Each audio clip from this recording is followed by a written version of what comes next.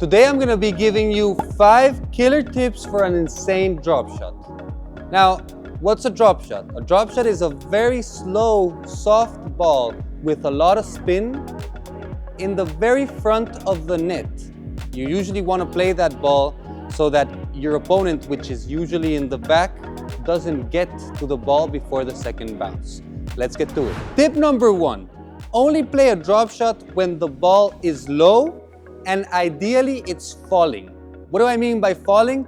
That it's going down, it's generating this kind of movement so that you can put your racket and just make the ball bounce on your racket instead of hitting the ball yourself.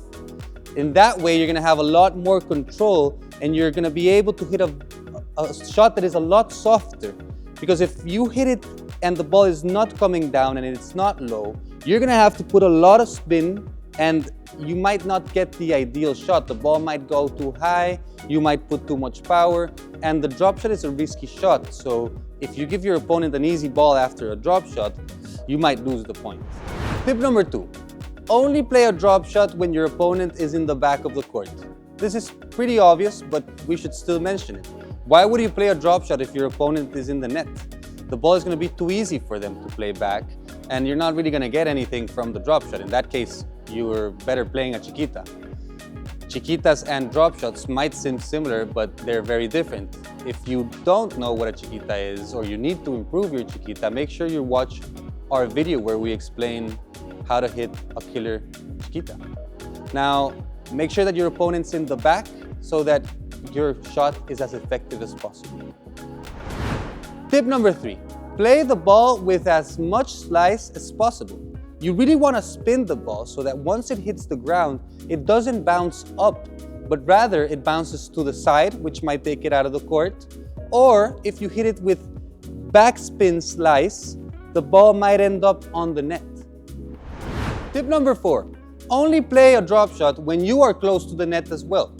Because if you're too far from the net, then it's too much of a risky shot. The ball is going to travel a long time, which is going to show the shot to your opponent, and they're going to be able to run with a little bit more time than if you play it very close to the net, where you hit the ball and immediately it's already bouncing on their side, giving them less time to get there and making a less risky shot for yourself. Last tip. In my opinion, this is the most important tip. Try to hold the racket in a way where you're not holding it too strong.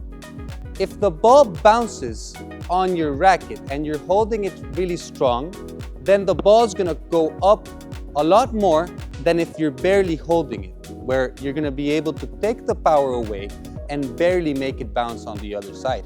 So make sure when you're playing a drop shot that you're not holding a hard grip, but rather holding your racket very lightly.